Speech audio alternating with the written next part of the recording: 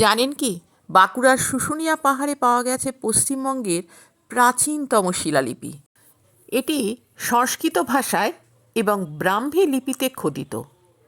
রাজা সিংহবর্মণের পুত্র চন্দ্রবর্মণ কর্তৃক বিষ্ণুর উদ্দেশ্যে নিবেদিত এই লিপিটি একটি জ্বলন্ত চক্রের বিষ্ণু চক্রের নিচে খোদিত করা হয়েছে এই লিপি।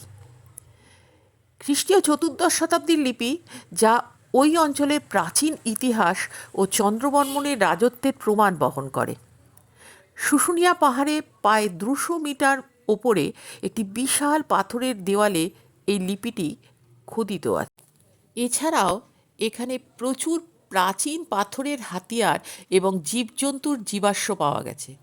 বর্তমানে শিলালিপিটি এএসআই দ্বারা সুরক্ষিত এবং টিনের শেড ও তারের জাল দিয়ে ঢাকা রয়েছে। মহারাজ চন্দ্রবর্মার শিলালিপিটির ঠিক ওপরেই আছে একটি গোল চক্র। চক্রটিকে ঘিরে আছে 14টি আগুনের শিখা। সম্ভবত ওই ছাপটি মহারাজ চন্দ্রবর্মার শিলমোহরের প্রতীক চিহ্ন।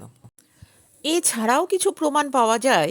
দিল্লির মেহেরলৈতে একটি বহু প্রাচীন লোহার স্তম্ভে চন্দ্র নামে এক দিগ্বিজয়ী সম্রাটের কীর্তি লেখা আছে।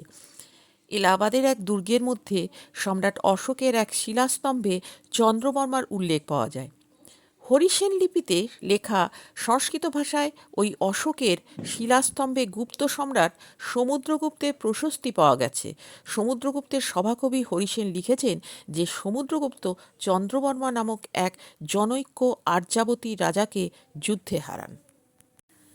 মহারাজ চন্দ্রবর্মা এখন ইতিহাস। বহু বৎসর আগেই লুপ্ত হয়েছে শুশুনিয়া পাহাড়ে তার দুর্গ। দুর্গম বর্জিত অঞ্চল এখন হয়েছে মানুষের বসবাসের উপযুক্ত। আর অরণ্যাবৃত শুশুনিয়া এখন বৃক্ষশূন্য হয়ে গেছে। এখন শুধু পিকনিক স্পট ও পর্বতারোহীদের শিলারোহণ অনুশীলন ও শিক্ষণ কেন্দ্র। তোমরা কিন্তু শুশুনিয়া পাহাড়ে গেলে 1600 বছরের প্রাচীন এই শিলালিপি দেখতে ভুলো না।